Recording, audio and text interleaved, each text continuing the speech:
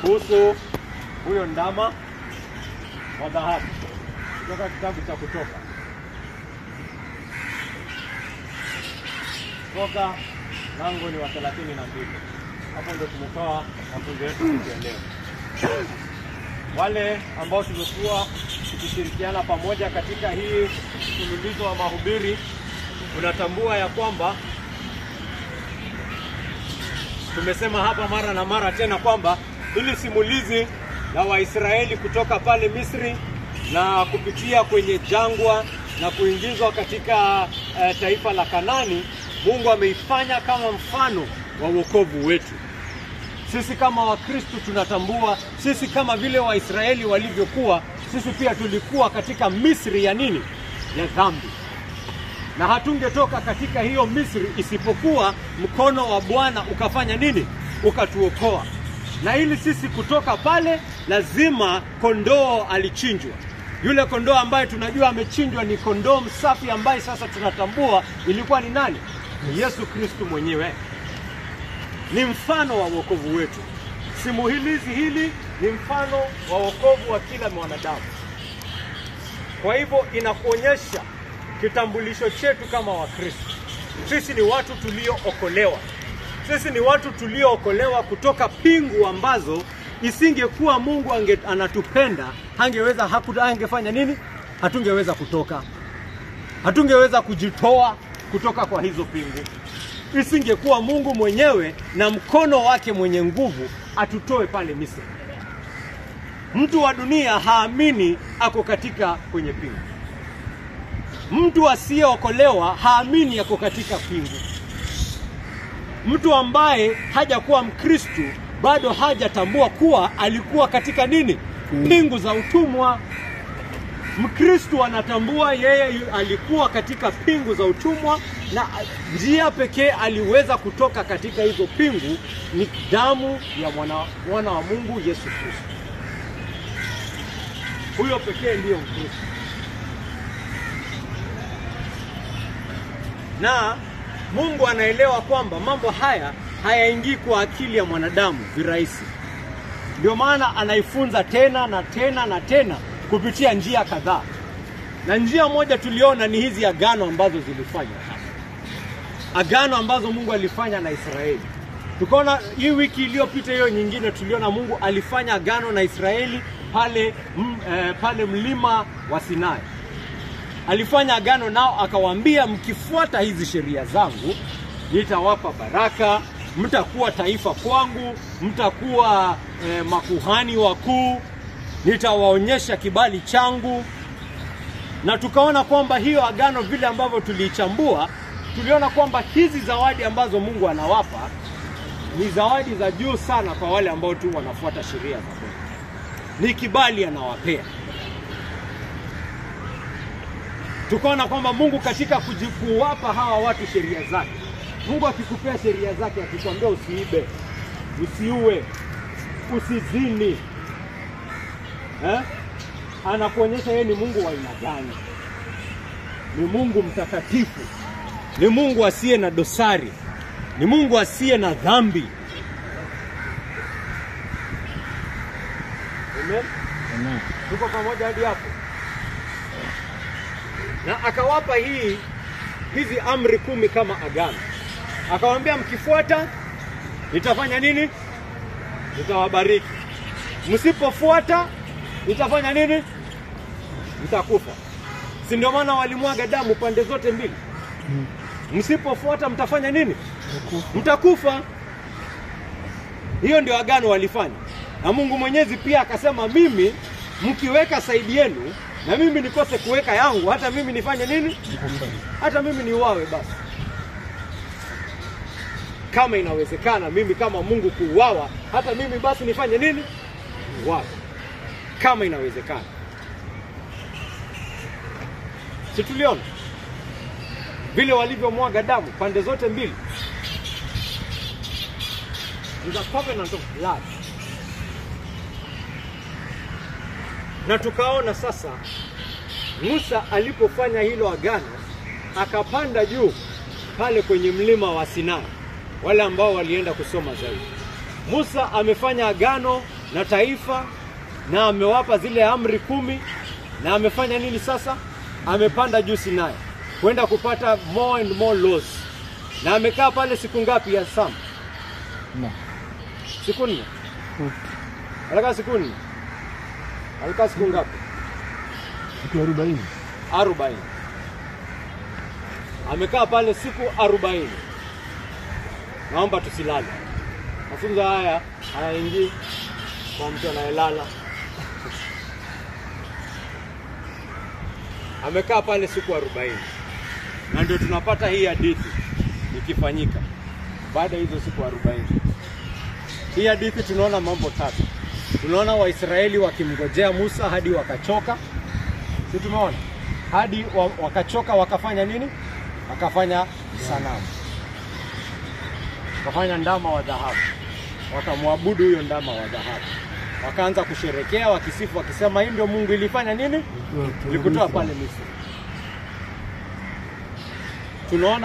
Tunaona Mungu akijua kuhusu huyo ndama wa dhahabu pale juu. Akiwa pale juu akajua kuhusu huyo ndama wa dhahabu, akasema hao watu si washavunja agano langu. Na tulishakubaliana wakivunja tutafanya nini? Wakivunja tutafanya nini? Tutafanya nini? Tutamaliza yote. Si ndio? Kwa hivyo akasema wacha nifanye nini? Wacha nimalize yote. Sivyo ndo tulikubaliana? Si wamevunja? Wacha nifanye nini? Nimalize venye tulikubaliana. Tukapata kuona Musa anamuomba Mungu kwa ajili ya hawa Waisraeli. God, don't do that. Don't do that. I know you are greed. I know you are holy. I know if you did that you would be right. But anamuomba Mungu kwa ajili ya hawa. Na Mungu anawaonea huruma, hafanyi hivyo. Na tunaona Musa akishuka kutoka pale juu kwenda kwa hawa watenda dhambi na kuwaonyesha uovu wa dhambi yao. Sio ndo tumesoma? Na hata baada ya kuonyesha uovu wa dhambi yao, baada ya hapo, ile sehemu ya mwisho tumeona bado anafanya nini? Anarudi kwa Mungu kusema haki Mungu wake. Usiache hao watu. Usiwaache haki. Anaenda kuwaombea tena. Sababu anajua wamevunja agano. Mmeona hizo sehemu tukizisoma? Mmeziona? Mmeziona? Hiyo ndio kitabu ambayo tumesoma. Kaka, nataka tuone mambo 3 hapa katika funzo la leo. Nataka tuone uovu wa roho ya mwanadamu. Nataka tuone uovu wa roho ya mwanadamu.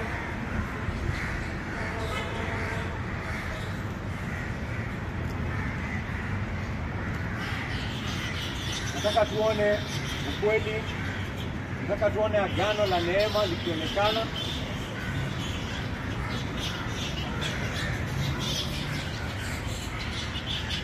Na nataka tuone umuhimu wa mpatanishi. Nilisema nataka uone injili katika kila kurasa ya Biblia. Na hii hadithi pia injili iko pale, imeandikwa pale. Wajua watu wanajaribu kuelewa dunia wakitumia hekima nyingi sana, lakini hawataki kuelewa dunia kupitia Biblia.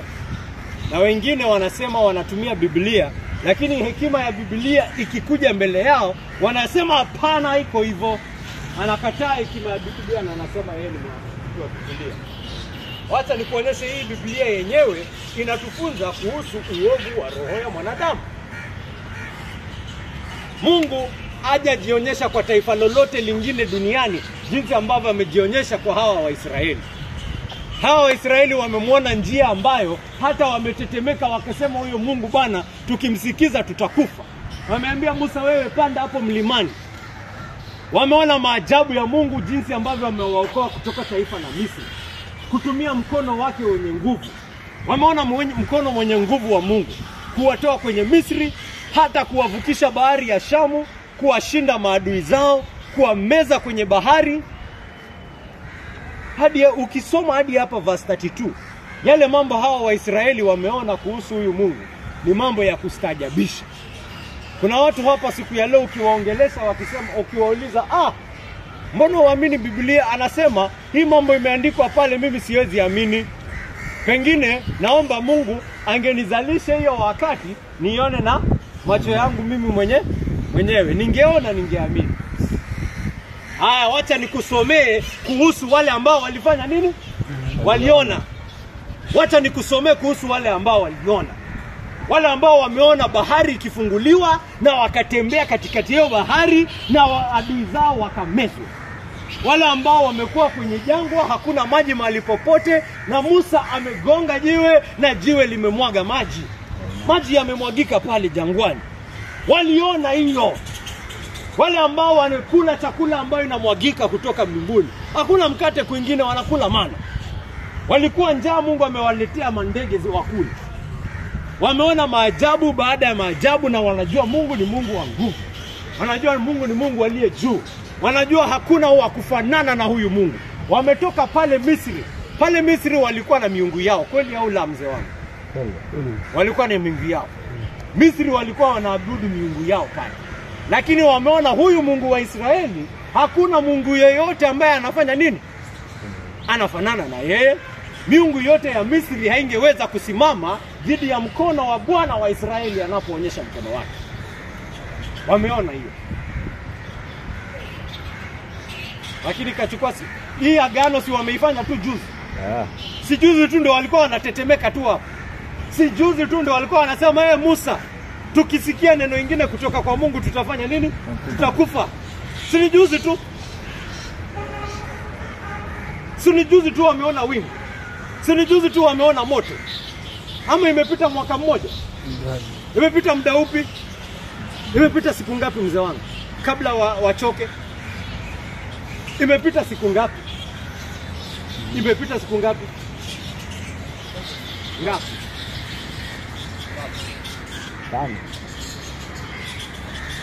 Tano. Haijafika siku 40. Sababu Musa alikuwa juu pale mlimani siku ngapi? 40. Siku 40, na wameona maajabu ya Mungu sasa. Siku 40 peke yake. Washasema huyu Musa bana amekaa sana bwana. Huyu Musa hatujui kitu tumemfanyikia bana. Wewe Aaron bana, tutengeneze miungu bwana. Wewe Aaron bana, tutengeneze miungu. Na Aaron amewasikia, amechukua vipuli vyao, amewatengenezea golden calf. Na wakati hiyo golden calf imetengenezwa, wakasema nini? Hii ndio miungu yetu hii. Hii ndio ilitutoa Misri. Aaron kusikia hivyo amesema kesho basi ni sherehe kwa Bwana. Juzi tu kakaangu watu wameona, ni watu wameona Red Sea kifunguka. Ndio ujue hawa ni watu wasingeweza kuweka hii sheria kakaangu. Mwingine anasikia sheria ya Mungu anasema mimi ninaweza weka, mimi niko afadhali kuliko hawa na Israeli. Kakaangu, sikiliza Biblia inakufunza nini? Huyo Mwisraeli ameona utukufu wa Bwana. Na si leo, hata baada ya kuadhibiwa huku, bado wameona mkono wa mgumu wa Mungu. Ndio mara mwisho walianguka. Ndio mara mwisho walianguka. Soma historia ya Israeli uone hawa watu hata Mungu ajionyeshe kwao aje. Hata ajionyeshe kwao aje.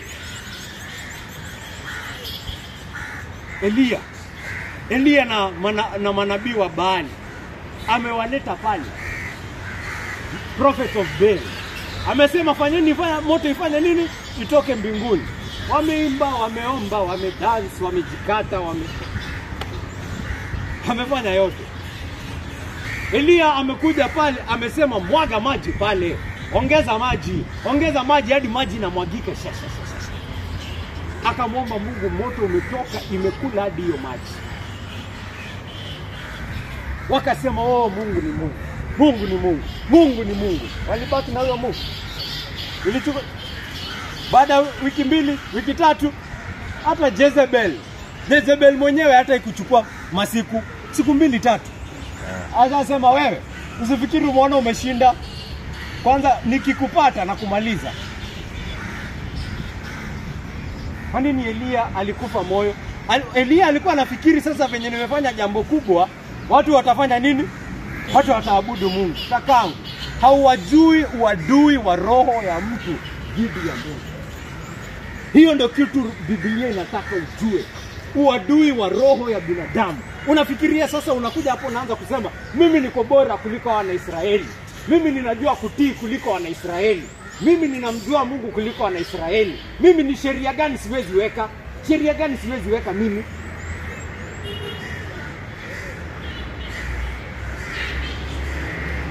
Acha nikusomea hadithi ya wale ambao walipewa hizo sheria. Uone Mungu anakuambia hii ndio asili ya roho ya mwanadamu. This is who you are. Hawa watu nimewaonyesha kibali changu, na tazama hata kibali changu hii kitu inawagusa hata. Mataifa magani yamepata Mungu wa Israeli? Mataifa magani Mungu wa Israeli amejifunua kwao? Si ni Israeli peke yake? Israeli wanashukuru, wanatukuza? La hasha, wanataka kujiundia ndama ya dhahabu. Israeli wanataka kujiundia ndama ya dhahabu.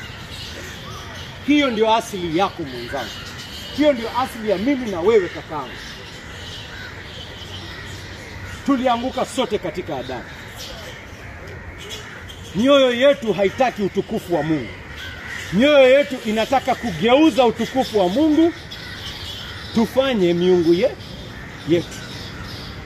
Jinsi ambavyo hawa Waisraeli hawataki utukufu wa huyu Mungu ambaye amewapea sheria 10, wanataka kutengeneza miungu yao. The work of their hands. They don't want the glory of God. And isn't that what we all do? Sio ndo kila mtu hapa? Kwani unafikiri dhambi inatokanga wapi? Dhambi inatoka wakati ambapo unasikia maneno ya Mungu na unasema hii maneno ya Mungu hapana, haiwezi kuwa, lazima ikuwe hivi. Unataka kujijengea sheria zako kulingana na Mungu wako mwenye umejijengea. Mungu mwenye ana reason kama wewe. Hautaki Mungu mwenye ako juu yako. Hautaki Mungu mwenye ako juu yako kabisa. Unataka Mungu mwenye ako level yako. Mwenye nimejijengea mimi. Mwenye nikifanya hii dhambi anaweza elewa. Wewe ni Mungu ambaye ni wewe unajiabudu. Wewe ni wewe unajiabudu, unasema hapana, hii dhambi lazima nifanye kwa sababu nisipofanya nitalala njaa. Hivyo ndio Mungu amesema. Hiyo ni sanamu yako umejijengea ndio inakwambia hivyo.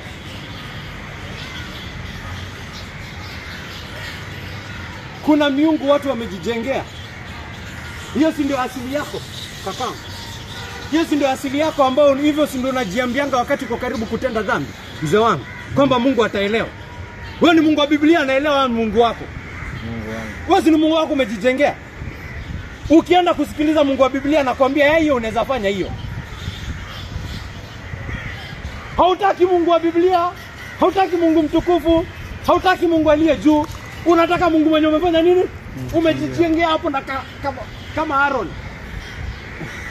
Na kwanza unaitengeneza na dhahabu ingae. Nasema tazama Mungu wangu venye anang'aa, ni wa dhahabu, ni mrembo. Yuko sawa, anaelewa. Ako golden. Mungu ya kazi yako. Basi asili yako na yangu kakangu. Sisi ni mimi na wewe. Ama unafikiri wewe uko bora kuliko hawa Waisraeli? Unafikiri wewe uko juu yao? Ukisikia Biblia inakuja katika kitabu cha Waefeso na inakwambia sote kando nje ya Yesu tulikuwa tumekufa katika dhambi zetu. Dead in our sins and trespasses. Dead. Dead. Unajua dead inamaanisha nini? Unajua dead inamaanisha nini?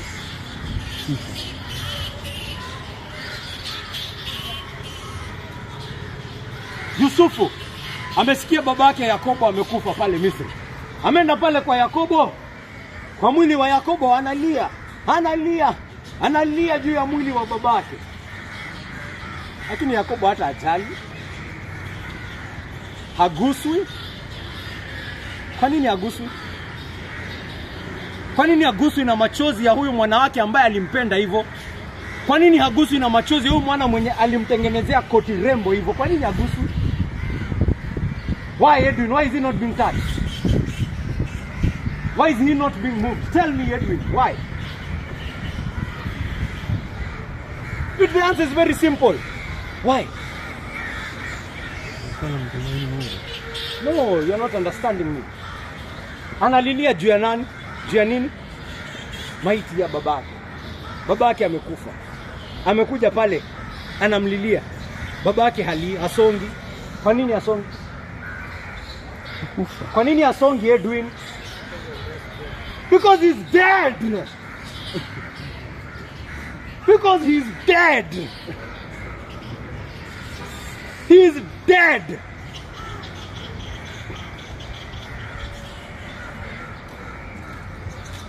Enda upate hapo baba yako amekufa, mama yako amekufa. Enda uangalie na ulie yako yote. Umsikie akisema mwanangu tulia, usilie. Kwa nini hawezi fanya hivyo? Amekufa. He's dead.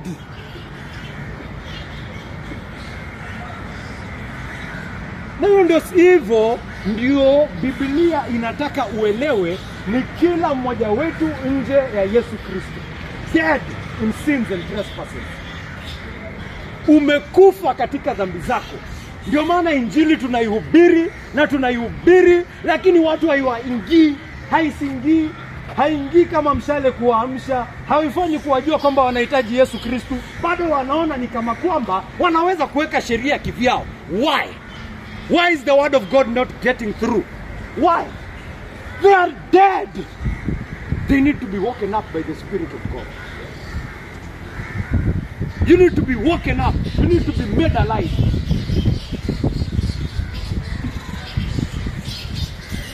Bila roho wa Mungu hakuna maisha. Hakuna maisha kakangu.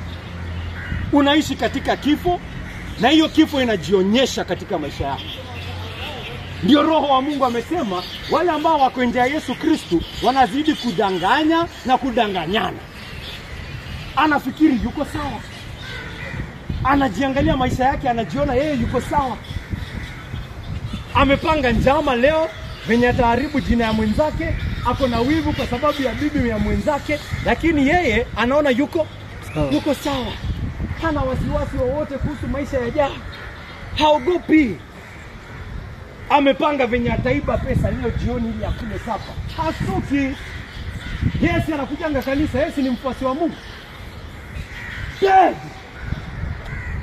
Dead.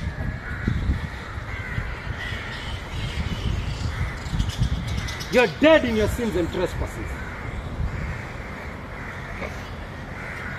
Mnamtaki utukufu wa Mungu, mnageuza utukufu wa Mungu kwa ajili ya masanamu. Masanamu ya siku hizi ni nini? Pesa. Hiyo ndio inakuwa Mungu wa watu. That's what is the idol the people worship. That is everything to men.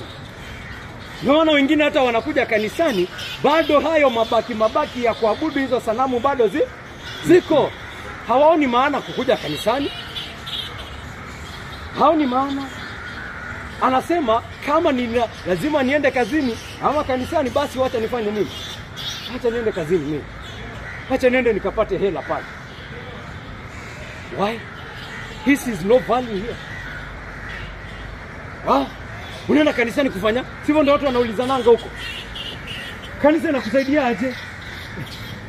Hii mambo ya Yesu inakusaidia aje? Haya basi kakangu, wacha tuone vileo hiyo pesa itakusaidia katika kifo chako. Nionyeshe vile ambavyo utalilia hiyo hela. Usema mamilioni yangu, mabilioni yangu, njoo hapa. Nipe roho, nipe amani rohoni mwangu. Nionyeshe yale ambayo yanakuja. Ndio watu wanaanza kuamini mambo ambayo hata roho zao wenyewe wanajua ni uongo. Unawaambia lazima kuna kufufuko wa mwili. Lazima Biblia yenyewe inafunza. Anaogopa. Anajua akirudi katika ufufuko wa mwili ni moto.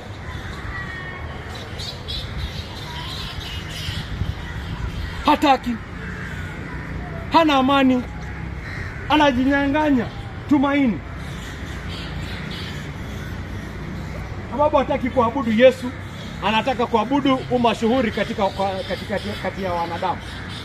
Hiyo ndio anataka, hiyo ndio Mungu wake. Sasa mimi naendanga kanisani mimi, lakini Mungu wake ni biashara yake.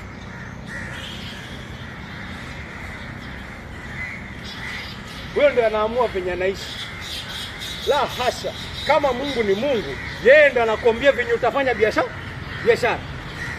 Na moja mopo anakuambia jinsi ya kufanya biashara yako ni keep the Sabbath day holy. Sio ndio amekwambia? So if you are a businessman, you should also strive to keep the Sabbath. Why are you not coming here with your friends?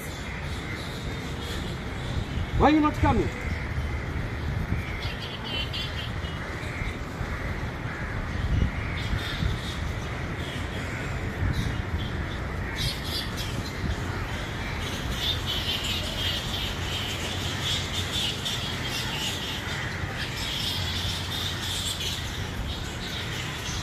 Sisi ni maadui dhidi ya Mungu. Na isipokuwa Mungu atuokoe, huu adui hakuna mahali unaenda. Hiyo ndio asili yetu, hiyo ni sisi.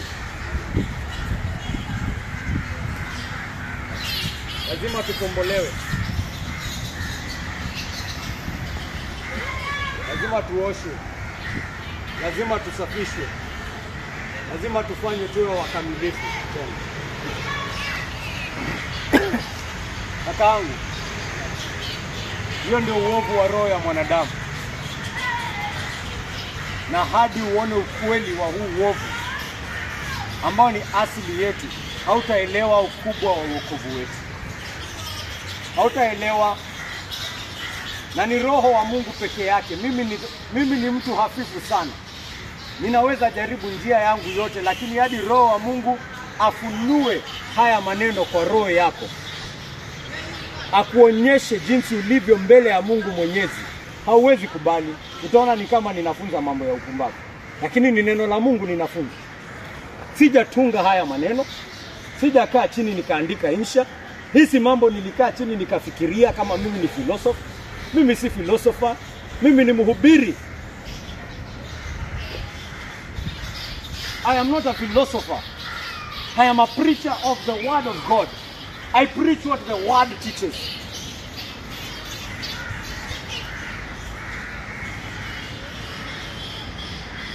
Lakini yule pekee anayeweza kufanya hii ukweli ionekane ni Roho wa Mungu. Na ndio ninamtegemea kila ninapohubiri. Ninamtegemea ninapotayarisha kuja kuhubiri.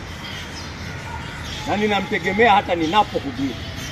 Ninamlilia sahihi rohoni mwangu kwamba kila ninachohubiri anaichukua na anaifanya iwe hai katika roho ya mtu hapa, apate kuona jinsi ambavyo amemwasi Mungu Mwenyezi, apate kuona jinsi amemwasi Mungu aliye juu.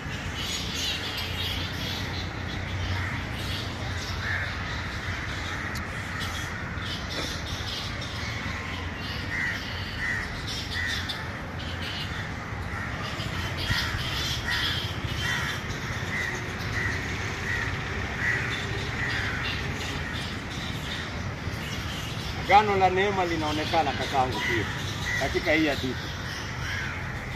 Juu kama umeiona. Tulisema kama agano ni ya kikazi, yani kama mshahara, inakuwa unafanya kazi yako na kupewa mshahara yako, si ndio? Tulikubaliana fanya kazi 6 hours a day, ukifanya 6 hours na kupewa 600. Wewe umefanya 6 hours, mwisho yako nikosa kukupea 600, nimefanya nini? Nimekuibia. Si ndio? Si ndio? Lakini ukifanya 2 hours, alafu kuja bado nakupea 600 yako, hiyo ni mshahara kweli? Hapana. Hiyo ni mshahara kweli? Hiyo ni nini? Hiyo ni neema. That is out of my own good heart. You don't have to give you that money. You didn't work for it. You've not met the terms of our contract. Kwa hivyo tulikubaliana wewe fanya pati yako, mimi nifanye pati yangu. Ukikosa kufanya pati yako nini, na kumaliza. Na mimi nikikosa kufanya pati yangu, mimi kama Mungu, mimi pia nifanye nini? Nikufe. Mimi pia nife. Hawa watu wamekosa kufanya pati yao, si ndio? Hata ijapita hata mwaka hawajafanya hii kitu, ati mwaka mmoja, alafu baada ya mwaka mmoja wakafail na Mungu akakuja kumaliza. Hao watu hata Moses hajarudi. Washachoka kungojea Mungu. Wamesema huyu Moses mwenye alitutoa hata atakuja siku gani? Wewe bana Aaron tutengenezee. Wametengeneza Mungu yao, wamefanya mambo ambayo yanalingana na utukufu wao. Na unaona, wakifanya mambo kulingana, washavunja the first two commandments, ndio? Na ukishavunja hizo, unaona umeshusha Mungu. Umeshusha utukufu wa Mungu. Umechukua utukufu wa ule Mungu wa milele ambaye yeye ndo anatengeneza mbingu na dunia na wanyama wote. Sasa unataka kuchukua image ya ng'ombe na kulanga nyasi. Kitu inategemea watu wengine. Ng'ombe si nyasi ikiisha inakufa.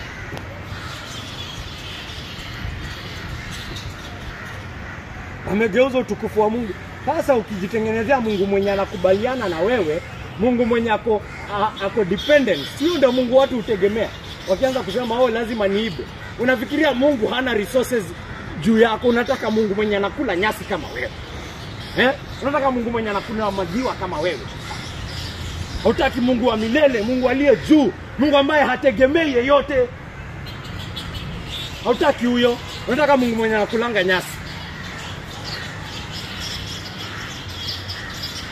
Si ndio? Unapojishusha hadhi ya Mungu kufika kiwango chako, by default tabia zako pia zinafanya nini? By default. Ile sababu watu hawataki kusikia ukweli wa Mungu ni kwa sababu unapojua ukweli wa Mungu inakulazimisha kuishi kwa njia ya utakatifu. La sivyo utajua kwamba unamdharau huyo Mungu mtakatifu.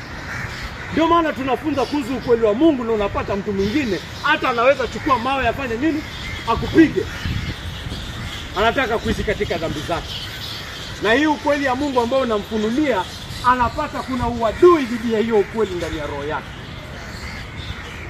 Amen. Amen. Kakangu, tazama hao Waisraeli wameshusha hadhi ya Mungu. Wameshusha hadhi ya Mungu. The next thing, wakikuja kuabudu, wanafaa kuabudu kwa njia nzuri. Praising God is a holy thing, a wonderful thing. Hawa wameenda kuabudu hii Mungu yao, si ndio? Wamesema Mungu, ni sherehe ya Mungu. Imeandikwa baada ya kufanya dhabihu, ikaandikwa wakafanya nini?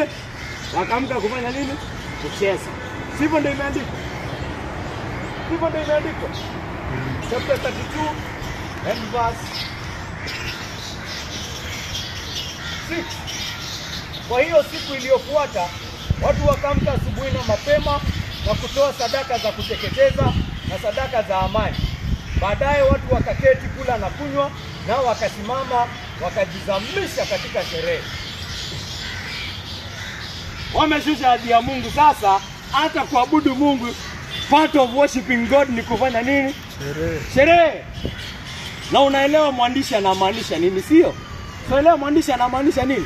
Hii ilikuwa sherehe takatifu hiyo? Hapana. Mwandishi anataka ujue venye wameshusha hadhi ya Mungu, wamechukua Mungu mwenye anawakubali kumwabudu kwa kufanya nini? Kupiga sherehe. Wako pale maulevi nini, wako pale uchafu, uzinzi unaendelea, uzinifu unaendelea. Na ni siku ya kufanya nini? Hadi ni siku ya kuabudu hiyo.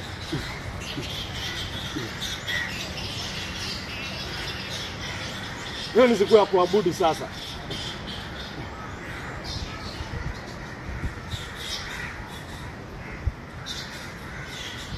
Mungu alipoona alisema hao watu hata wamejitengeneza Mungu zao tayari. Moses tayari washatengeneza, tayari washavunja agano. Fanya nini? Mimi niwache sasa Moses, niwache Nifanye nini? Deal nao. Niache nimalize. Acha nimalize hawa watu. Acha nimalize.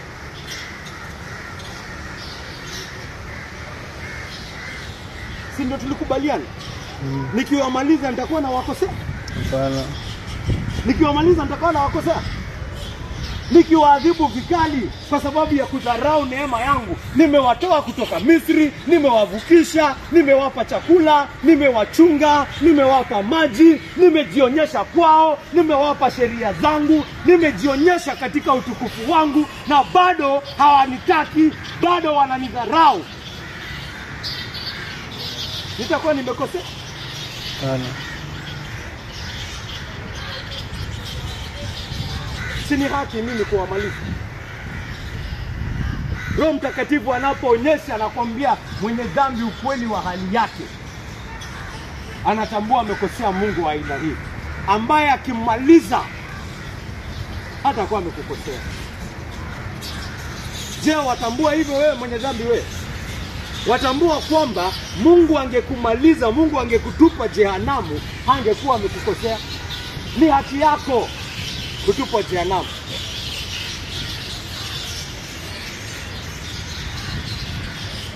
Hiyo ni haki, si Mungu kuonea mtu, si kutishatisha. Mungu si dikteta.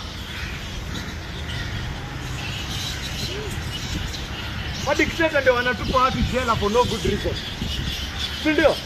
Usiona hizi mataifa za madikteta. Jamaa unaweza kuwa ukitembea tu hapa kwenda kununua mkate ujipate jela for 5 years.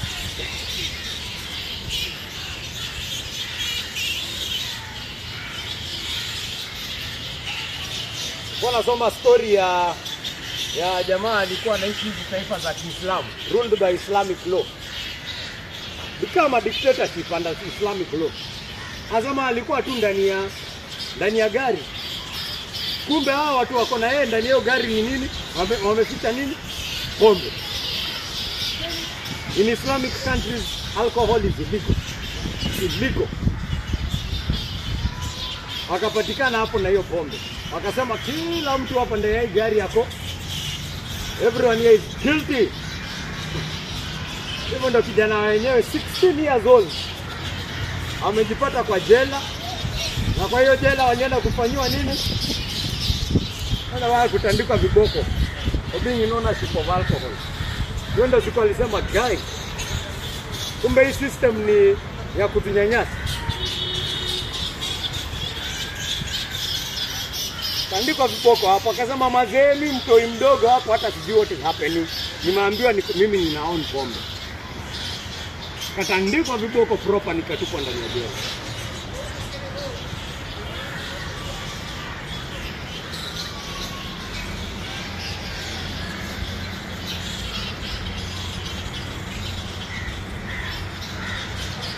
Mungu kuwaonea huruma hawa wa Israeli ni neema. Ni neema yake tu. Ni rehema zake peke yake. Ambayo imetoka wapi? Kwa roho yake. He's a merciful God. He shows them mercy again and again and again. Is this the first time they have insulted you? No. This is the first time they have insulted you? No. It's not the first time.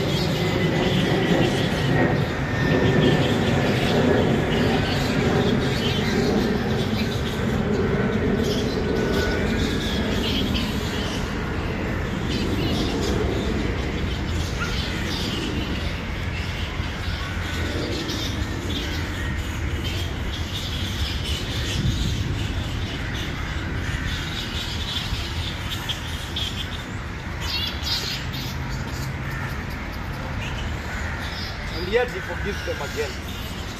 Na ni kama hata akiwasamehe, ndio uovu inafanya nini? Niongezeke. Nenda times 2. Naona uovu wa roho ya mwanadamu. Hata akisamehewa, badala ya kustaajabu katika kusamehewa kwake na kutamani roho yake igeuzwe, sasa ndio anafanya nini? Ndio anatenda hata dhambi mbaya hata zaidi.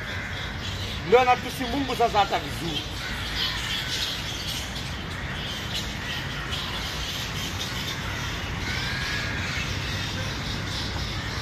Sharti ya upatanishi. Umuhimu wa mpatanishi. Mpatanishi ni nini Samuel?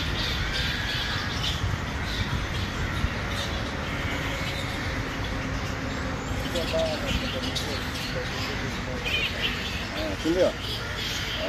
Like a mediator. Ndio. Mpatanishi kazi yake ni kupatanisha. Mimi na mzee tumekosana kabisa, hata tuwezi angaliana. Tukipatana tu ni nini? Ni mimi naingia Kung Fu stance, yeye anaingia Wing Chun. Uone gani ndio iko na nguvu. Ndio. Atwe mshaona. Sasa ikifika hapo tunahitaji nini? Mpatanishi kati yetu. Mpatanishi anatusaidia. Anasikiza hoja za side moja na anasikiza hoja za side nyingine, anajaribu kucommunicate hoja zangu kwa the person I'm conflicting with. Na huyu pia anajaribu kucommunicate hoja zake kwa kwangu mimi. Haya, huyu mpatanishi katika hii hadithi inaonekana ni nani? Nani anakuwa mpatanishi? Musa. Musa ndio anaonekana kuwa mpatanishi kati ya nani na nani? Israeli na Yesu. Israeli na Mungu.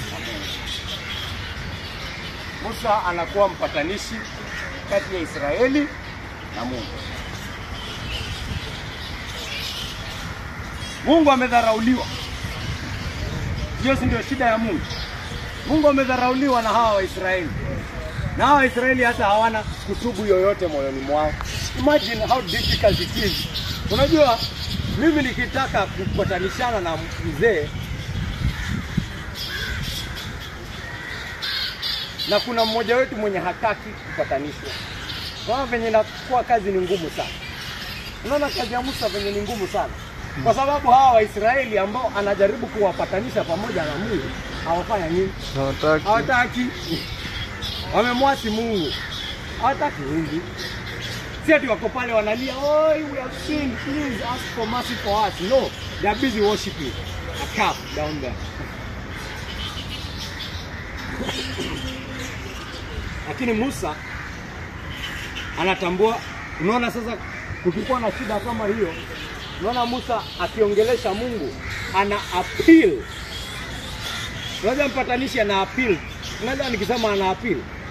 Nalo nikisema ana appeal tu nini mzee wangu? Unamaanisha nini nikisema ana appeal kwa nini? Yaani anajaribu kushika sehemu fulani ya Mungu. Ndio. Mungu ashaamua nikimaliza watu ni sawa. Lakini ana appeal to something in God.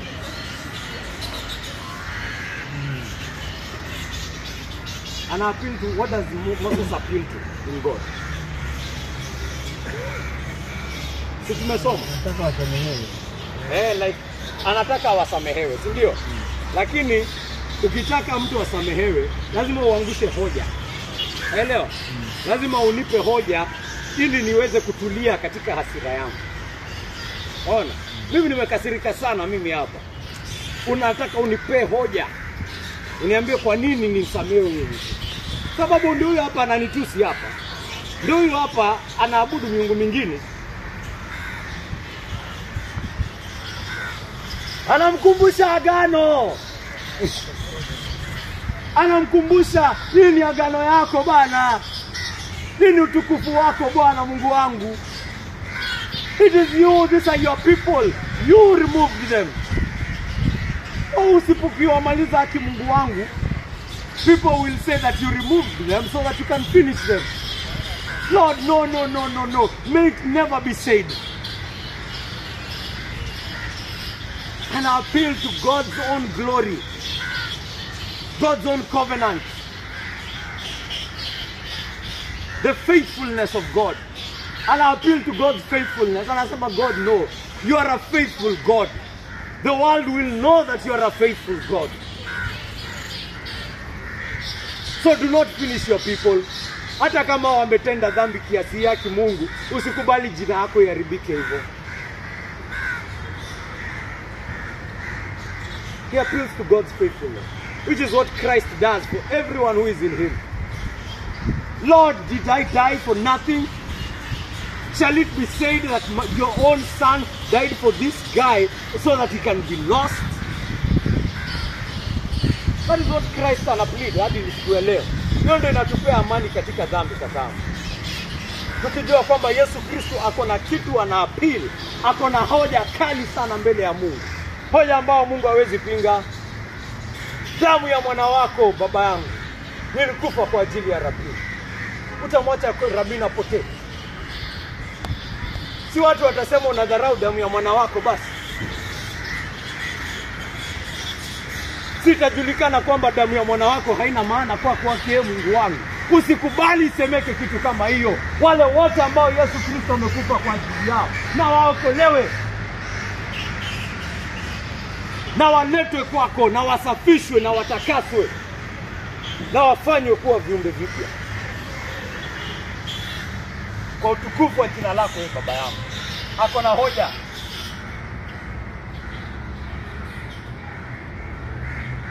Kwa hivyo anamuitisha Mungu awasamehe, na katika kumuitisha awasamehe anamuitisha pia abebe dhambi zao. Kwa sababu watasamehewa aje basi?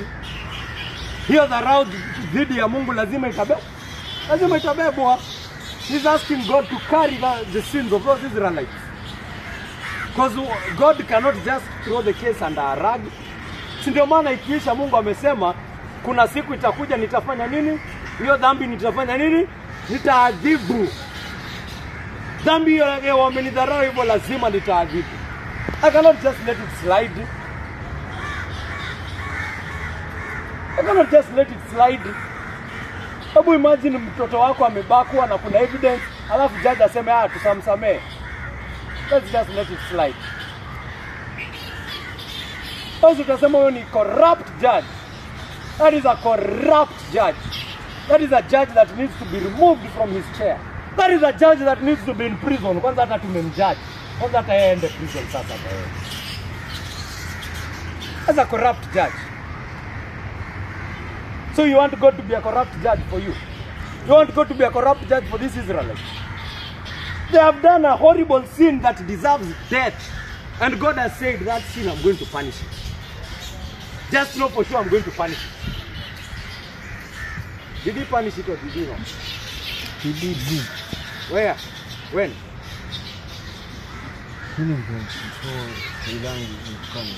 It's not enough. The only way that punishment could be borne in full is killing his son. All of them. Not a single one to remain.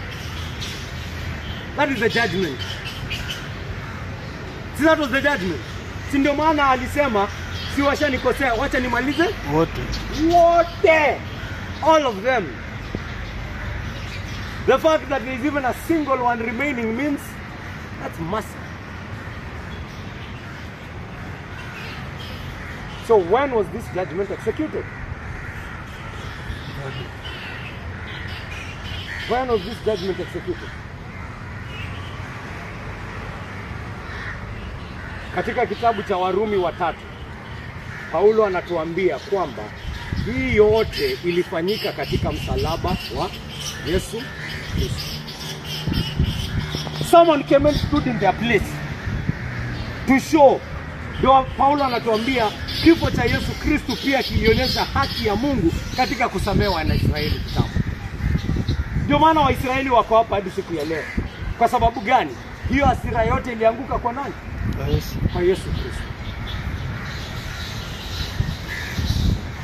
It was punished in the person of our Lord and Savior Christ. That is why David did not die when he committed a sin worthy of death. David was supposed to die according to God's law. In fact, he even condemned himself with his own mouth. And then God just said, what? I have passed over that sin. Nimeipita, hiyo nimeiacha. Why?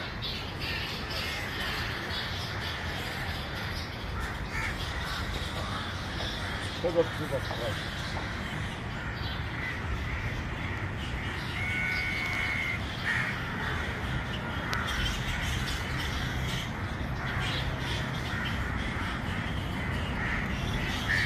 mpatanishi huyu Musa, kwake Mungu anamuitisha asamehe na abebe dhambi za hawa watu kwa utukufu wa jina lake. Lakini pia mpatanishi haendi kwa sehemu moja peke yake. Anakuja kwa side moja na anaenda kwa side nyingine pia. Akienda kwa hawa wenye dhambi, anawaambia nini? Anawaonyesha, you do not deserve this covenant. You are not worthy of this covenant. You deserve to die. You are not worthy of the God who loves you. Unaona hizi sheria ambazo zimeshikwa zinaitwa the tablets of the covenant. Hii agano ambayo nimefanya nao, you are not worthy of this love. Ndio maana anazichukua zile tablets, anafanya nini? Anazivunja. You are not worthy. Don't think when this mercy comes to you even one single day, ati ni kwa sababu wewe ni mzuri. You are not worthy. You are not worthy. You do not deserve the mercies that are coming your way.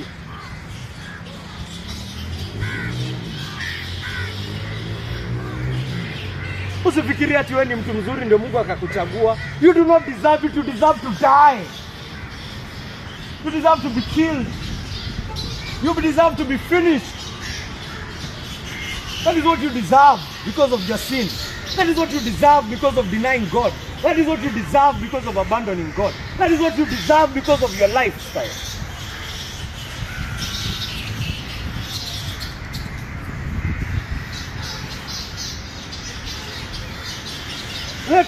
Let's be humbled before God.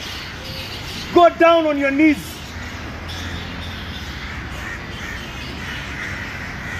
Go down on your knees.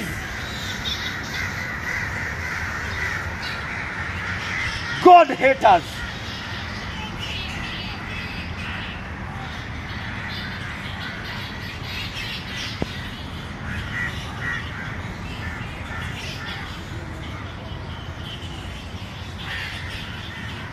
Lazima wao pia waelewe hiyo.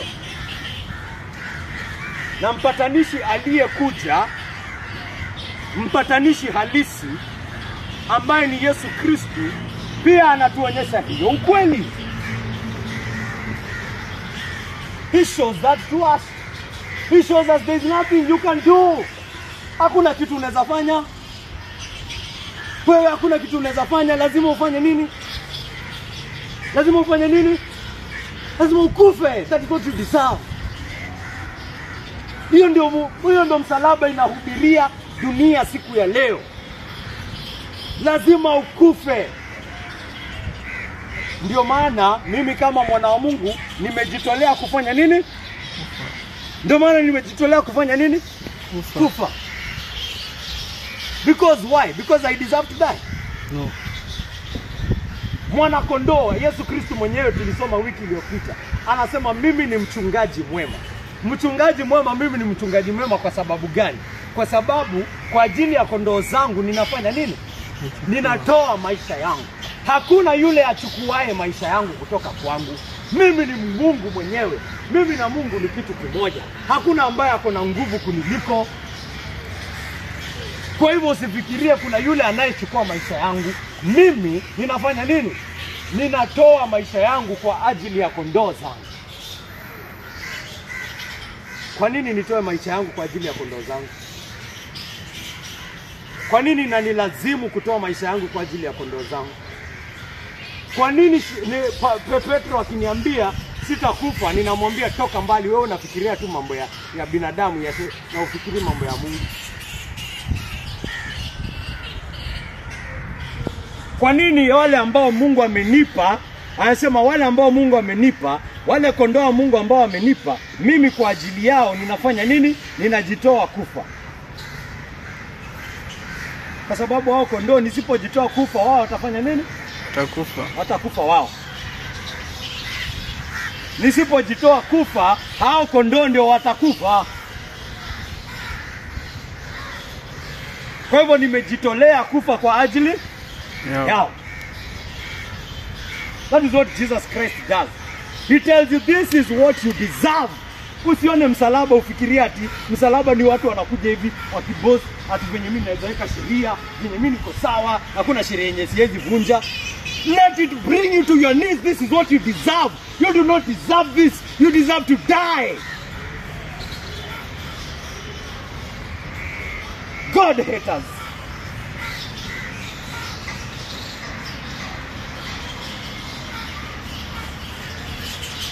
You and I both, the Bible declares us, God hates us. The word of God declares us, God hates us. Idolaters.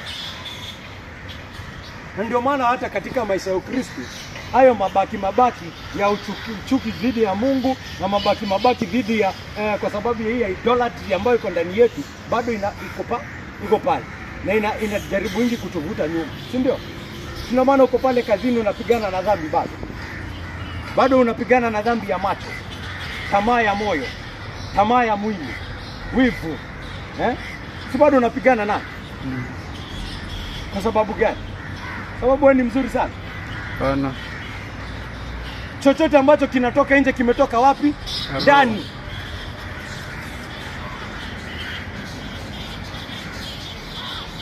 Mpatanishi anakuambia hiyo leo ili ujue. That is what you deserve.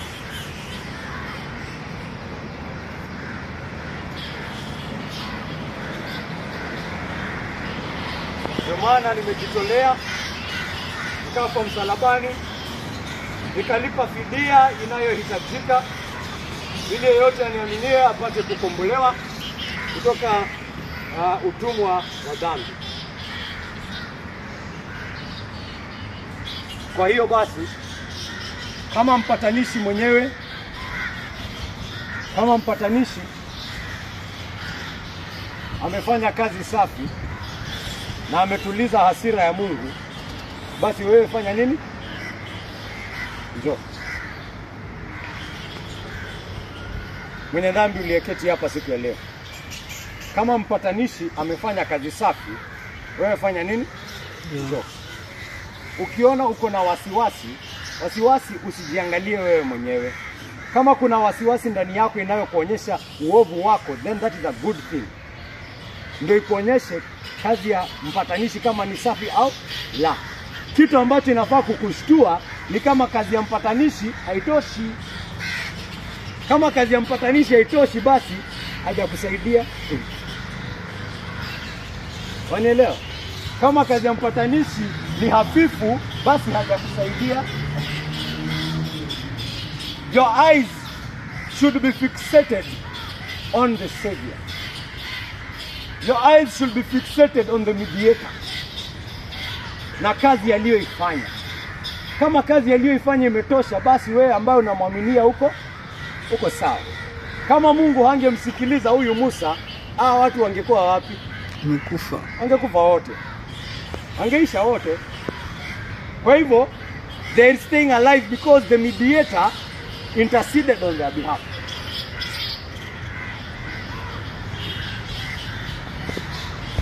Mwenye dhambi aje kwake Mungu kwa kupitia damu ya Yesu Kristo.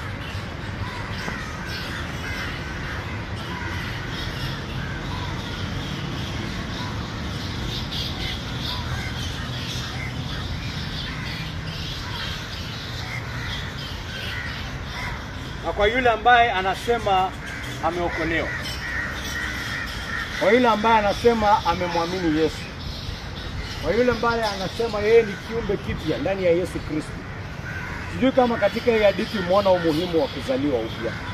Kuzaliwa upya ni kufanywa kuwa kiumbe kipya. Ni kazi ya Mungu, ni kazi ya Roho Mtakatifu, kwa sababu jinsi tulivyoona katika asili yetu hatuwezi hata mfuata Mungu, hatuwezi hata fuata sheria. Hiyo ndio Biblia imefunza. The natural man is at enmity with God. He cannot obey the things of God. He cannot keep the law. He cannot.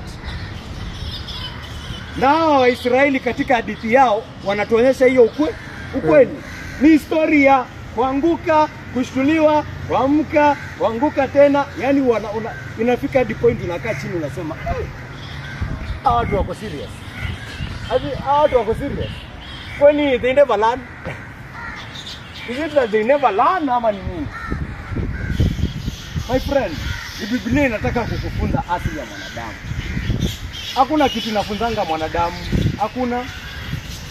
Akiguswa tu na njaa kidogo hapo, he falls back to his old ways. Akisikia akikaa miezi 2 bila kugusa mwanamke, he falls back to his old ways. Akiona jamaa akitembea pale na milioni 1, amerudi kwa wizi tena. Hadi unashangaa si huyo aliona Mungu amemfunza ukweli juzi. Lazima afanye yawe kiumbe kipya. Lazima aone uovu wake, atakaswe kwa damu ya Yesu, na aone utukufu wa utakatifu wa Bwana. La sivyo hakuna kazi tunaweza fanya. There's nothing we can do in ourselves. Kama kuna mtu hapa hajazaliwa upya kakaangu, wewe si Mkristo. Waweza onekana kama kwamba wewe ni Mkristo, lakini kama haya maisha mapya hayako wazi kwako, wewe si Mkristo. Ndio maana Biblia inakwambia hakikisha umejikagua, uwe na uhakika kwamba nini? Yesu Kristo yoishi ndani yako. Be sure this Jesus Christ is alive in you. Otherwise you are failing.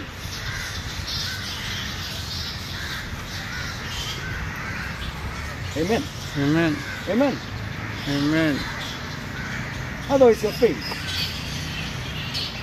Kama kuna mtu hapa anajiita ni Mkristo, anatambasi huyo mtu anatambua alikuwa mwenye dhambi na ameletwa kwake Mungu kwa sababu ya ile damu ya mwana kondoo. Anatambua hiyo kweli. Anatambua kuna fidia lazima ingelipwa. Anatambua kuna bei lazima ingelipwa kwa ajili ya ukombozi wake. Kwa sababu ukombozi wake lazima mtu angekufa. Kwa hivyo basi tembea kama mtu ambaye anatambua amenunuliwa kwa bei ghali, sio? Unapoishi, unajua imagine kuna mtoto fulani hapa mzazi wake amemlipia school fees. Si ndio? Mtoto very clever. Babake akasema, huyu mtoto bana amepata A. Wacha tumlipie course yenye anataka. Babake hana pesa nyingi. Babake pengine ana kabiashara kadogo pale. Amefanya kila kitu babake. Amefanya kila kitu kuhakikisha amepata nini? Your school fees. Si ndio? Ametafuta juu chini, amehustle, ameomba madeni. Mtoto akafika pale shuleni, anajua babake amefanya hiyo mambo yote ili kumfanya nini? Apate hiyo school fees. Asome, akuwe engineer. Kwa sababu ameona mwana wangu, acha asome akuwe engineer. Si ndio? Jana aende kwa shule kwa mlezi. Amefanya nini? Amefanya nini? Amedharau babake. Amedharau hizo efforts za babake. Amedharau. Amesema hizo vitu si kitu. It mean nothing. Ati baba amefanya nini? Ameomba madeni. Ati siku alalangi usiku, anakaa tu overnight ako pale ananitafutia school fees. Ndio anitafutie pocket money ndio niweze kusoma. Nonsense. Acha pesa ikuje nifanye nini? Nenda hapo nikalewe kidogo. Amefanya nini? Amedharau whatever the father has done for him. Ameitemea mate. Nonsense. Nani alimwambia nifanyie kitu kama hiyo? Mimi nilikuitisha baba unilipie fees. Acha ujinga wewe. That is what Christians do when they live in sin. As a believer, when you live in sin, that is what you are doing. Umeona Mungu Baba amekuona katika pingu, na hizo pingu ili wewe kukutoa katika hizo pingu, amefanya nini? Amemtoa mwana wake wa pekee. There was a very expensive price paid for you to come out of those shackles. Only for you to look at the price paid. Uangalie ile fidia iliyolipwa. Hiyo bei iliyolipwa alafu useme, nonsense. Acha nitafute mimi venye najua. Acha nifanye venye nataka. I'll do how I live. What do you mean? That you paid the price for me with the blood of your son? Nilikuuliza. Ulisikia nikikwambia au nitolee mwana wako wa pekee? Hebu mimi usiniambie. That is what the believer does when they live in sin. Unaangalia damu iliyomwagika na unasema, mimi narudi kwa pingu zangu mimi. Utaweza kutoroka kweli unayefanya hivyo? Unafikiri Mungu anaweza kuchongolewa? Unafikiri unaweza enda kusimama mbele ya Mungu na umchongoe? You think you can mock God? If there's anyone here who thinks he can mock God, he can treat God, my friend, amka sahi. Amka sahi. Mungu achongoleki.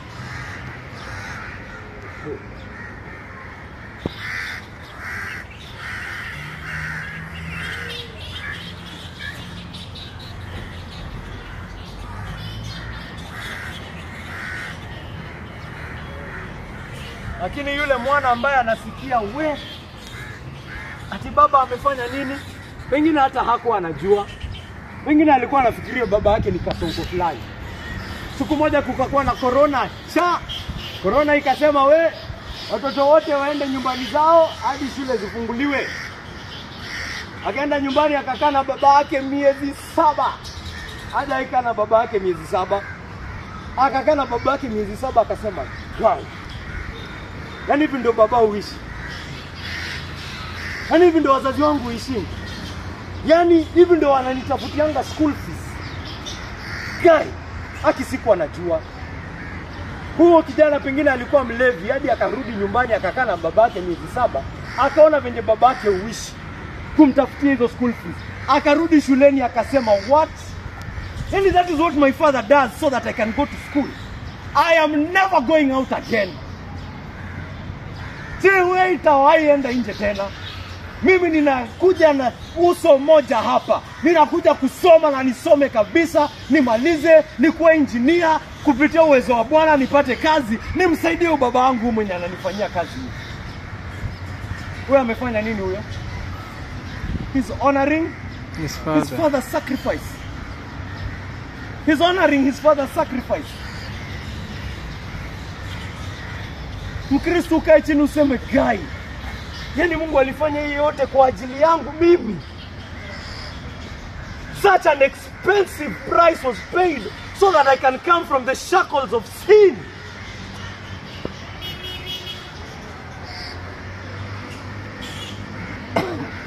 I am never going to sin again. Oh Lord, help me that I never sin again. Father, when the sins are drawing me, Father, just give me your spirit, give me the strength to fight. Lord, do not let me turn away. Do not let me despise the price that you paid on the cross at Calvary. Usikubali ni dharau damu ya mwana wako babangu. Wacha kuja kanisani, jiunge na mandugu zako. Ukiwa na dhambi kuja uambie, "Rabin, ninapigana na wizi. Rabin, ninapigana na wivu. Nisaidie." Sitaki kudharau damu ya babangu. Sitaki kudharau damu ya Yesu Kristo aliyejitolea kwa ajili yangu. I don't want to do that. Help me. Omba, soma Biblia, tafuta. Kuja ambia, "Rabbi, oi nisaidie." Ambia mrafiki yako Mkristo, "Nisaidie."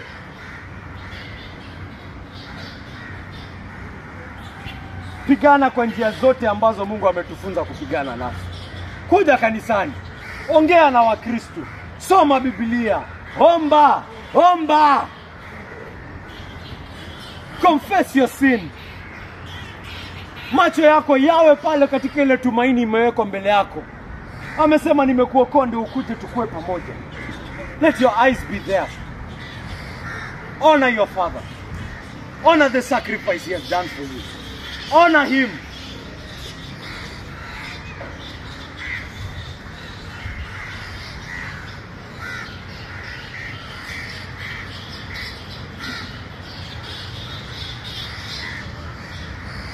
Hivyo ndio tutazidi kumjua Mungu zaidi. Tutazidi kuwa katika imani. Tutazidi kuwa kama yeye. Na atakapokuja hatutaibika. Tutakapomwona akishuka pale katika utukufu wake na jeshi lote la mbinguni, hatutatoroka. Tutasema, "Kwanza hata nimekuwa nikingojea siku, hata ungekuja jana."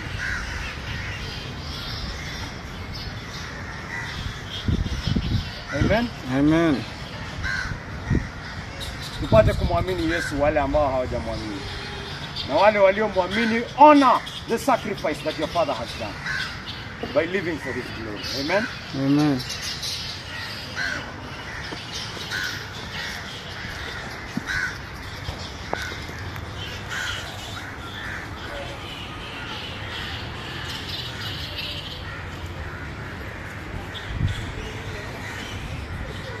Mwenyezi Mungu wa milele, tunakuja mbele yako tukikushukuru Baba yangu kwa sababu ya ile kazi kuu, ile kazi tukufu ambayo umetufanyia katika mwana wako Yesu Kristo Baba yangu. Nakushukuru Mungu Baba kwa ule upendo ambao umetuonyesha katika msalaba wake. Mungu Baba, katika kutunza injili ya habari yake Mungu Baba hadi siku ya leo, na umeisafirisha, umeifikisha hapa Kenya hadi katika masikioni petu Mungu Baba, na sasa umetuita kama vyombo vyako Mungu Baba, ili wengi wapate kuisikia na kuielewa kulingana na mapenzi yako Baba yangu. Mungu Baba, tunatambua kwamba wengi hawajapata kusikia hii injili, ama wengi hawajapata kuielewa, na tunaomba Mungu Baba kupitia hii kazi ambayo umetutuma kufanya Mungu Baba, kwamba kusudi lako ni kuokoa wengi na kuwaleta Mungu Baba katika ile wokovu ambayo iko ndani ya Yesu Kristo mwana wako Baba yangu. Mungu Baba, tumehubiri hapa kulingana na mapenzi yako. Asante kwa neno lako, na tunaomba Mungu Baba kwamba umefanya kazi yako katika wale wote ambao wamekuja hapa kusikia Mungu Baba.